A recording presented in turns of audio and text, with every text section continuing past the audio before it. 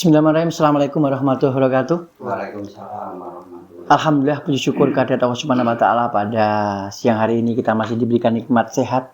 Tentunya kita masih melaksanakan kegiatan aktivitas dengan beberapa kegiatan-kegiatan yang sudah kita awali di pagi hari ini tentunya. Sobat Desa yang saya hormati, kali ini hadir tengah-tengah kita dari Dinas Kesehatan Bapak Bakhtiar Mansyah, Sarjana Kesehatan Masyarakat. Beliau seorang kabid Kesehatan Masyarakat yang ada di Dinas Kesehatan. Selamat siang Bapak. Selamat siang. Dan kami juga ditemani oleh Pak Sekretaris Dismas Kabupaten Batang, Pak Tony. Selamat siang Pak Tony. Alhamdulillah, pada kesempatan kali ini kita akan membahas kaitannya dengan masalah penyuluhan kesehatan masyarakat. Tentunya kalau kita bicara tentang kesehatan masyarakat ini tentunya menjadi semacam sesuatu yang sangat-sangat penting. Karena kesehatan masyarakat ini diawali dari hidup sehat yang ada di masyarakat. Tentunya Sobat Desa, harapan kami ke depan, apalagi saat-saat pasca COVID yang melanda Indonesia, barangkali mungkin dunia juga, sudah saatnya kita sudah bisa berbenah pengalaman-pengalaman beberapa tahun yang lalu menjadi sebuah evaluasi agar hidup sehat ini menjadi sesuatu hal yang sangat-sangat menjadi budaya. Tentunya barangkali pada hari ini bagaimana sih kiprah dari Dinas Kesehatan di dalam rangka mewujudkan kesehatan masyarakat, dan tentunya juga kita akan mengajak Sobat Desa bagaimana peran desa pun juga menjadi sebuah penting, karena bagaimanapun terkait dengan masalah pelayanan kesehatan, salah satunya juga yang ada di tingkat desa juga maksimal melalui program-program yang ada.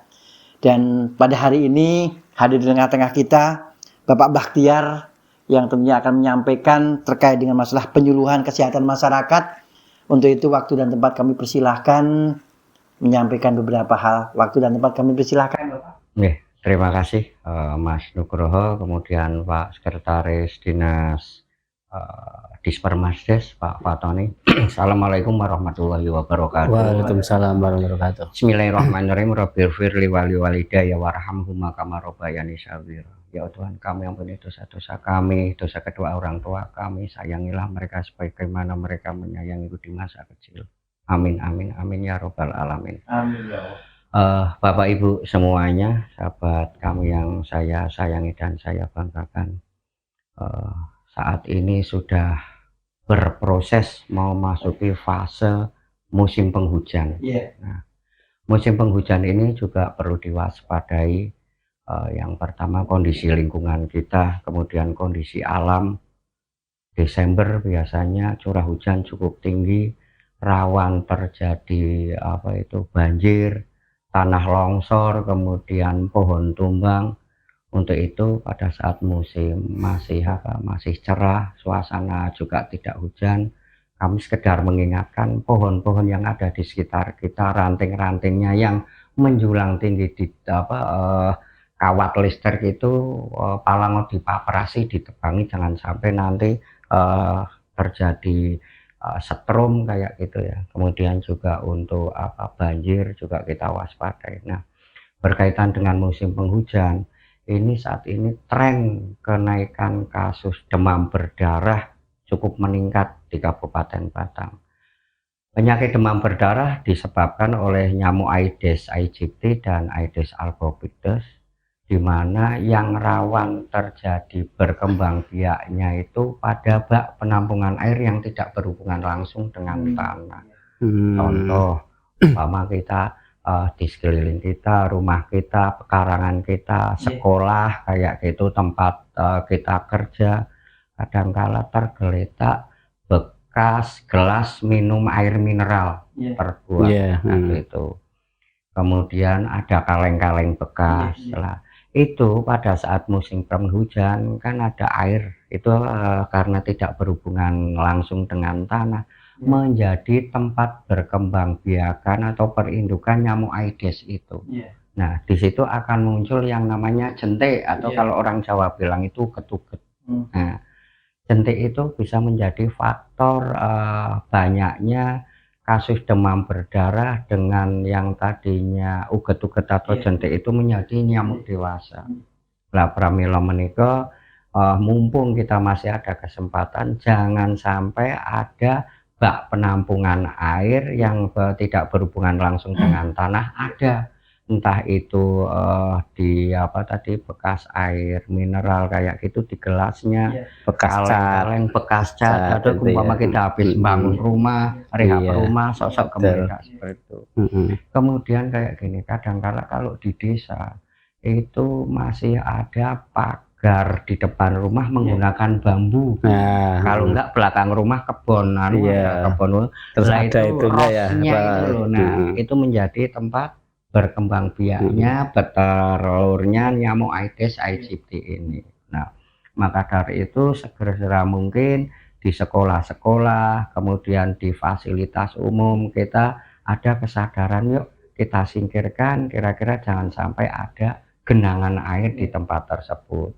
Kadang-kala juga mengatakan di dispenser itu kita ambil air sosok bawahnya itu kita di kantor, di rumah itu enggak kotor, kalau kita buka pasti ada jentik nyamuknya, Iya. ada uget-ugetnya. Dulu waktu kita masih kecil, kalau kita ingat itu ada vas bunga yang terbuat dari bohlam bening itu kan, di kantong itu ya. Terus mau diisi air toh, itu harusnya dibuang kayak gitu biar jentik nyamuknya itu ndak ada, diisi air baru. Kemudian omben-omben manuk itu ya kan, bahkan samping lumut. Nah, itu sebisa mungkin janganlah. Jadi dibersihkan, kemudian dijok kayak gitu, ganti yang baru lah. Tren sekarang saat ini saya data yang ada di kami untuk tahun 2021 kasus demam berdarah ada 25 kasus dengan 1 kasus kematian. Kemudian tahun 2022 ada 372 kasus dengan 8 kasus kematian. Nah, ini per hari ini tahun 2023 itu ada 179 kasus dengan 4 kematian. Nah, kadang-kala mengatakan kasus kematian itu muncul karena si pasien ini datangnya ke rumah sakit sudah terlambat. Nah, kita kalau punya anak kecil kayak gitu ya, apa saudara kita yang panasnya itu enggak turun-turun kayak gitu, segera diperiksakan ke entah itu dokter, bidan, atau di fasilitas pelayanan kesehatan kayak gitu, agar bisa kita antisipasi ya, terdeteksi dini ya. Yang kita takutkan kalau itu demam berdarah karena panasnya itu naik turun, kadang panas tinggi, tahu-tahu turunnya itu dilalah kalau bahasa kesehatan tapal kuda. Ini ternyata turunnya itu dia sebenarnya mau naik. Naik ini kalau sudah sampai naik kayak gitu pembuluh darah pecah. Pembuluh darah pecah, akhirnya mimisen. Ada namanya habis mimin juga melena. Melena itu kepising. Nah, itu biasanya posisi seperti itu jika dibawa ke rumah sakit sudah rada terlambat. Infus biasanya udah enggak bisa masuk, langsung ke ICU. Nah, dengan hal ini kami ingatkan kepada Bapak Ibu semuanya, juga disampaikan ke saudara kita, ke anak-anak kita, mungkin ada Bapak Ibu guru disampaikan ke murid-murid siswanya. Apalagi di sekolah kayak itu banyak berkumpul siswa kayak gitu, resiko terjadi penularan itu besar. Seperti DB itu menular juga. DB menular, Pak. Jadi itu virus itu dibawa oleh nyamuk Aedes aegypti atau Aedes albopictus. Berarti dari penderita kena nyamuk, terus gigit diusir kan, burungannya diusir, terus pindah itu bisa dia membawa virusnya. Sudah. Jadi nyamuk itu kalau tidak salah ada, saya lupa pastinya, mungkin ada 23 spesies. Ini demam berdarah nyamuknya ya, Aedes aegypti sama Aedes albopictus. Kemudian ada nyamuk lain yang menyebabkan chikungunya. Ya kan? Ada nyamuk lain juga yang menyebabkan penyakit malaria.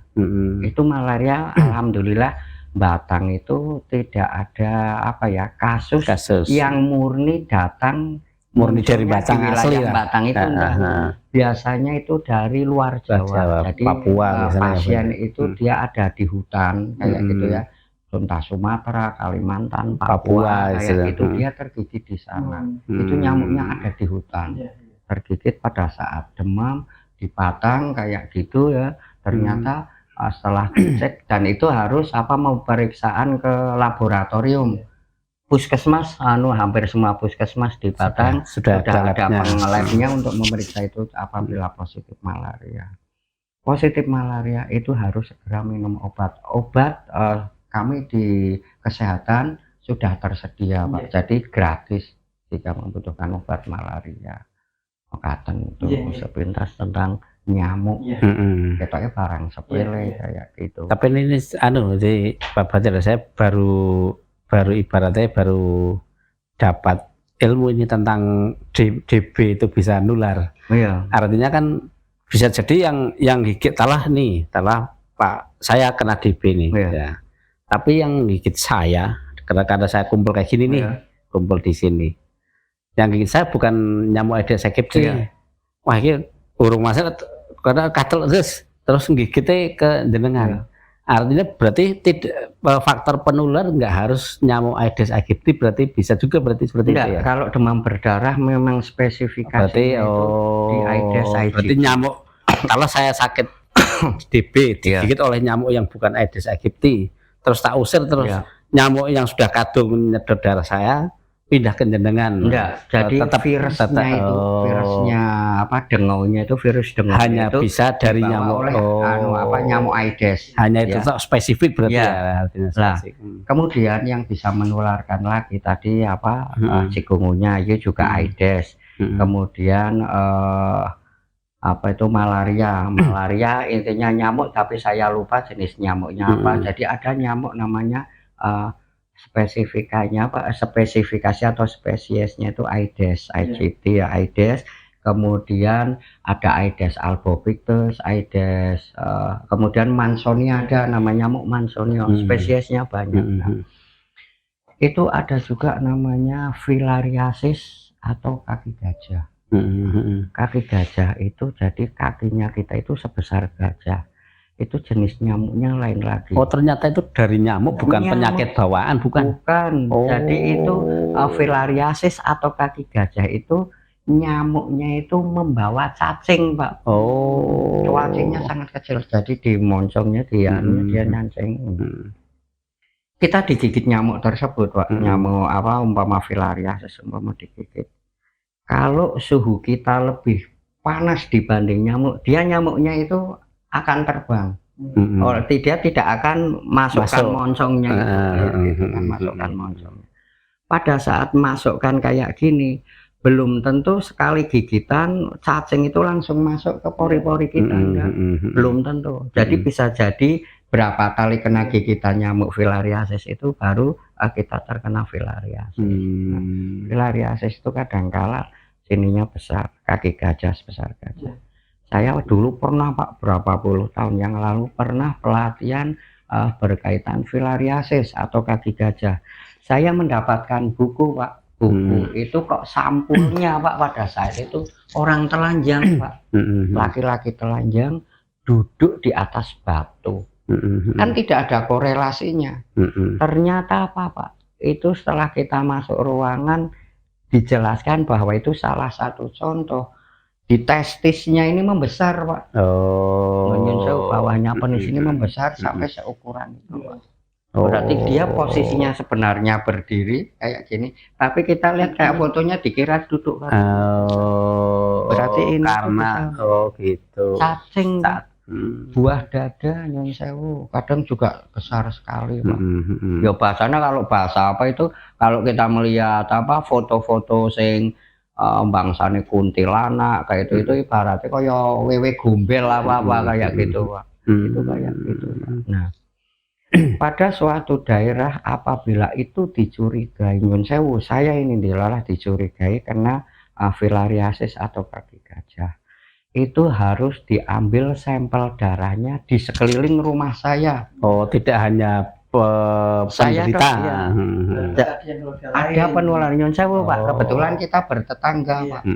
Jenengan dan keluarga tertular tidak, Pak Patoni dengan keluarga tertular tidak. Lah, yang bikin repot Pak, itu dari 500 sampel yang harus kita ambil darahnya. Pengambilannya itu mulainya jam 10 malam sampai sebelum subuh. Ada kriterianya Pak. Kenapa? Pada malam hari itu cacing itu akan keluar. Jadi itu cacing tersebut ada di daerah nodus limfa, daerah lipatan, ketiak, kayak gitu selangkangan. Lah itu pada saat nanti dia keluarnya itu malam hari Pak. Tadi darah itu Pak nanti baru diambil sampel darahnya. Itu filariasis itu obatnya juga gratis Pak. Syukur alhamdulillah Batang itu bukan daerah filariasis Pak. Syukur alhamdulillah sampai hari ini ada kecurigaan ternyata setelah kita ambil sampelnya itu negatif kasus filariasis. Nah, kasus filariasis itu salah satu solusinya itu Pak. Kita dulu waktu masih kecil setiap 3 bulan sekali kan minum obat cacing Pak, ya kan tidak usah disebut mereknya, botolnya coklat kecil itu kan Pak ya, kita minum obat tersebut malam hari sebelum tidur dan oleh orang tua kita tidak boleh minum air padahal rasanya pedas orang karuan. Terus kan besok pagi pada saat kita BAB Pak ya bahasa Jawanya awake dhewe ngising. Dulu kan masih jarang jamban Pak, sing kebon kita nek tongkrong kayak itu karo dilang-ilang cacingnya metu apa ya kan? Betul. Warnanya putih kayak itu gede-gede, malah sok-sok kayak gitu kita BAB-nya sudah selesai sih dilang-ilang nyun sewu ada cacing sing masih gembang kayak awake dhewe golek godhong kita tarik. Nah di sini berkaitan dengan kecacingan itu tadi Pak. BAB yang sembarang itu beresiko juga terjadinya stunting. Kenapa? Tinja itu ada nama bakteri E. coli. Apabila itu dihinggapi lalat, ya kan? E. coli-nya itu temempel di kaki lalat, ini mabur nemplek di makanan. Kita konsumsi, yang mengonsumsi akhirnya sering diare. Kalau umpama itu ibu hamil muda, ibu menyusui, balita yang mau proses pertumbuhan sering sakit-sakitan diare, asupan gizinya tidak akan seimbang. Akhirnya yang ibu balita punya hamil muda beresiko bayinya itu tumbuh kembangnya tidak optimal, stunting. Balita kita itu sering-sering sakitan berkembang biaknya itu korelasinya di lingkungan itu sangat banyak sekali. Nah, ini barangkali menarik ini Pak Bahtiar di sahabat desa semua ini kan di saat ini kan kayak pancaroba ya. Kayak pancaroba. Kadang-kadang kemarin sudah awal sudah dingin mulai anget lagi anget lagi. Dan juga dalam tanda kutip ini kan perlu perhatian dari terutama pemerintah desa, Pak Kades, perangkat desa, Bukades, perangkat desa untuk menyikapi apa yang telah sampaikan Pak Bahtiar, terutama menjaga kebersihan lingkungan. Betul. Ya kita mulai dari kita sendiri sih, dari kita sendiri. Kecuali kalau saya kan ada Pak, berarti saya ada nyamuk, tapi saya punya ikan kecil. Biasanya begitu ada nyamuk langsung tak carikan ikan kecil tak taruh di situ. Ini kayak gini Pak. Kadang-kadang ada namanya hukum alam Pak ya, bahwasanya ekosistem ekosistem betul. Waktu dulu rantai makanan bahasanya. Rantai makanan. Waktu kita dapat pelajaran biologi itu rantai makanan. Ikan Pak itu tidak semuanya mau memakan jentik nyamuk. Betul. Biasanya nek sing dokoh itu ikan kepala timah Pak. Nek saya kebetulan orang Batang Pak, dulu hobinya nyerok nang kali, ngarani wader pitak Pak. Iwak wader sing kepalanya itu ada pitanya itu tokoh wader pitak satu itu. Kemudian kita kalau umpama hobi ikan Siem itu apa kalau bahasa Indonesia? Ikan Sepat, siem. Pak. Itu kayak iwak siem yang anu Oh iya sing kayak sekarang berkembang itu betul, tren betul. sok didu kayak gitu. Itu juga Cupang. cupang. Nah, ikan cupang itu kadang-kadang kan sosok ada yang nyari pakan ikan cupang, diselokkan golek uget-uget. Iya. Itu bisa dikasih ikan cupang. Lebih dokoh lagi iwak mujair. Tapi kadang-kadang kan kayak gini, Pak. Masyarakat sosok sekarang nek kolah diwenehi ikan kayak gitu kan mengantisipasi kok ndak amis kayak gitu kan. Kalau sekarang itu yang di luar, Iya. yang di luar. Nah itu bagusnya itu 3 hari sekali kamar mandi itu kita Kuras. nek biyen zaman awake dhewe kan tempat mbah kita kayak gitu. Walau kola gede. Ada lumutnya biasanya di situ ono iwak. Iya kan orang kita iwak petik dan kita nggak merasa apa. Fungsinya untuk itu sebenarnya. Iya betul kayak gitu lah. Kemudian mengatakan Pak, ada kadangkala persepsi masyarakat sing males nguras kayak gitu. Sing males ya kalau saya nggak males nguras karena kadangkala nggak usah jangankan mengantisipasi jentik, sosok baru 3 hari belum sampai 1 minggu aja udah kotor kan kayak gitu kan anu apa bak kita. Itu untuk membunuh uget-uget atau jentik nyamuk kami menyediakan namanya abate, Pak. Iya kan? Nah, abate malah kadang ono sing sok kurang pas, ada door to door menjual abate kayak gitu. Kaporit bisa nggak itu? Enggak, beda, benar peruntukannya lain, Pak. Abate itu, Pak. Kami menyediakan, Pak, di Dinas Kesehatan. Silakan. Puskesmas juga ada. Iya, puskesmas ada. Kalau jadi men skecone ngeten, Pak. Wilayah jenengan, Pak, itu ada kasus demam berdarah, itu mengantisipasi nggon sing angel dikuras biasanya tandon air yang di atas itu, Pak. Saya beberapa anu, Pak. Dan tandon terbuka, Pak. Nah, itu harusnya tertutup loh, Pak. Nggak boleh terbuka kayak gitu. Kalau terbuka kan nyamuk masuk. Otomatis. Kalau tertutup kayak gitu nyamuk nggak bisa masuk. Dulu, Pak, beberapa kali saya menemukan kasus di suatu wilayah terkena larene jenengan, terkena demam berdarah kayak gitu. Sekolah tetangganya ndak ada, sekolahnya di sekolahan itu saya cross check, Pak. Ada beberapa, Pak, di sekolahan tersebut yang kena demam berdarah. Saya telusuri aman, ternyata sekolahan itu masih melakukan pembangunan, banyak berserakan cat tadi. Kemudian tandon airnya itu terbuka. Saya senter kayak gini, sini uget-uget. Itulah berkaitan abate tadi, jika membutuhkan bisa minta ke puskesmas. Umpama puskesmas wilayah jenengan habis akan dimintakan ke Dinas Kesehatan. Nah, abate itu kan bentuknya itu anu, Pak, kepiuran itu loh, Pak. Kapur. Bukan kayak anak anu sing hobi makani manuk perkutut kayak jewawut itu loh. Orangnya kayak jewawut. Itu kan kadang mengdipiur gitu. Itu tidak akan efektif, Pak. Nanti kan pas dikebiur kayak gitu kan dipakai untuk mandi, Pak. Dan kita pas gebiar-gebiur sok risi. Itu solusinya 1 sendok makan itu, Pak, cairkan dulu. Iya, enggak usah dimasukkan ke plastik. Iya kan? Plastike ini nanti anu awak dhewe taleni, nek ora plastik obat itu kan ada kan itu. Habis itu sterintinnya tertutup rapat. Cucuki pakai dom, enggak usah banyak. Diseroke ke bak mandi ya, yang kira-kira tidak bisa dikuras. Pada saat diserok itu nanti bahan kimianya itu dia akan menyebar dan menempel ke dinding. Selama 3 bulan kalau nggak salah, tapi efektifnya 1 bulan lah kayak gitu. Bak itu tidak usah dikuras karena itu ada bahan kimianya.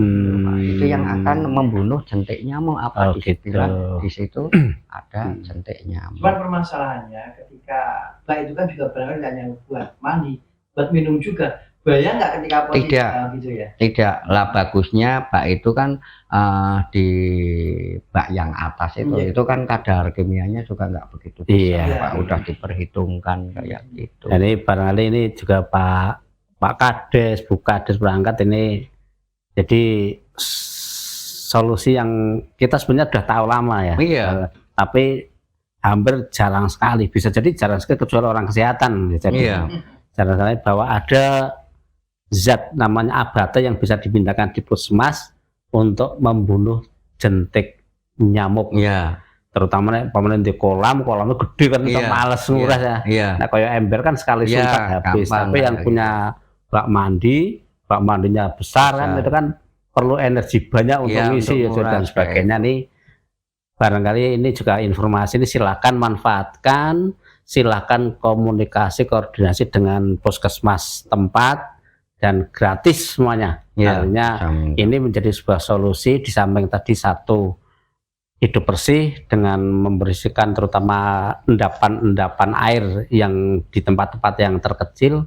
Yang kedua pemanfaatkan abate ini untuk bisa membunuh jentik dan insya Allah mudah-mudahan tahun ini Batang bisa segera terbebas dari demam berdarah ya, meminimalkan minimalkan ketika dimulai dari personil masyarakat sudah seperti itu kan insya Allah kan betul. Mungkin itu Pak Bahtiar dan saya terima kasih ini informasinya ini. Dan sebenarnya dongengan ya orang ramu kali ya. Nah, monggo saya kembalikan ke Pak. Dan sepakat kami disampaikan Pak Sekretaris Hidup Sehat. Tapi barangkali ada semacam program yang pakai pengasapan itu efektif nggak kali itu? Oke. Pengasapan atau bahasa asap fogging ya. Fogging. Itu kadang ngomong penyemprotan demam berdarah. Kadangkala persepsi masyarakat nyun sewu kita kadang sosok orang yang tidak tahu kita dionekke wong kesehatan kaya polisi India tekone telat nek wis ana kasus ngono jenengan nembe disemprot jenengan ya lah mbok pencegahan saudurunge ana kasus disemprot nah begini alur nih sesuai dengan WHO suatu wilayah apabila ada warganya yang terkena penyakit kasus demam berdarah dirawat di rumah sakit positif penyakit itu dapat menimbulkan wabah kita yang pakai mudah demam berdarah karena penularannya cepat rumah sakit tersebut akan ngabari menginformasikan ke dinas kesehatan. Dinas kesehatan akan menyampaikan ke puskesmas di wilayah ini domisilinya di mana. Di situ akan dilakukan namanya PE, penyelidikan epidemiologi, ya kan. Setelah dilakukan penyelidikan epidemiologi sekitar radius ya mungkin sekitar 50 rumah satu RT lah mudahnya ya. Atau mungkin naik nyenggol RT sebelahnya juga dicek. Ada tidak tambahan kasus? Jentik nyamuknya ada berapa rumah yang ada jentik nyamuknya? Kalau hanya satu tok Pak penderitanya dan masyarakatnya hidup bersih dan sehat, tidak ada jentik nyamuk, tidak perlu. Bisa jadi ini tergigitnya di tempat kerja, di tempat sekolah pas dia merantau. Tapi kalau di situ ada tambahan sudah penderita tambahan 2 kasus, uget-ugetnya oke. Secara otomatis kami akan melakukan penyemprotan atau pengasapan tidak usah diminta karena data itu kadang-kala masyarakat juga mengajukan surat mengajukan permohonan berarti di situ dicurigai ada nyamuk Aedes aegypti kayak itu. Nah kita kejar nyamuk DWSU pakai itu lah biar efektif sehari sebelum dilakukan penyemprotan PSN dulu Pak pemberantasan sarang nyamuk kebersihan lingkungan itu ya artinya kan ketika tadi kebersihan lingkungan sudah terus kemudian sudah dianti abate kan logika kan berarti fogging itu kan sebenarnya kan setelah ada itu kan setelah ada kasus artinya untuk mengejar nyamuk dewasa andekan 2 ini sudah itulah pencegahan yang paling efektif betul jadi mudah-mudahan malah rosano fogging karena kan juga terlalu sering resistensi Oke luar biasa sekali obrolan kita pada siang hari ini tentunya apa yang sudah dikasih materi oleh Pak Bahtiar ini menjadi sebuah evaluasi bersama tadi disampaikan Pak Sek juga bagaimana Sobat Desa untuk bisa berupaya hidup bersih diawali dari diri kita sendiri. Masyarakat Panjenengan Sobat Desa yang tentunya saat-saat seperti ini sudah mulai musim hujan, selokan-selokan yang ada di depan rumah, ada sesuatu hal sampah-sampah yang berserakan, tentunya harus ada semacam pengelolaan sampah yang baik. Termasuk hidup bersih ini diawali dari sobat-sobat desa yang tentunya Pak Kadus bisa melihat, Pak RT bisa menyampaikan kepada warganya bagaimana minimal seminggu sekali gotong royong lah membersihkan selokan lah, biar tidak ada semacam endapan-endapan yang tentunya membahayakan, dan untuk rumah-rumah jentik-jentik nyamuk yang tentunya akan bisa menimbulkan permasalahan penyakit baru. Untuk itu mari kami sebagai masyarakat berharap agar nantinya program-program yang sudah kita laksanakan tentunya melalui alokasi dana desa, tentunya bagaimana dengan alokasi dana desa itu bisa memaksimalkan kesehatan masyarakat melalui program-program yang bisa menyentuh untuk kesehatan masyarakat. Dan tentunya lewat program-program dari Dinas Kesehatan pun juga banyak yang sudah kita laksanakan, dan harapan kami mencegah lebih baik daripada mengobati. Mudah-mudahan masyarakat kita sehat, bisa aktivitas melaksanakan tugas sehari-hari dengan semaksimal mungkin. Amin. Dan itu dari kami, kurang lebihnya kami akhiri. Assalamualaikum warahmatullahi wabarakatuh. Waalaikumsalam warahmatullahi wabarakatuh.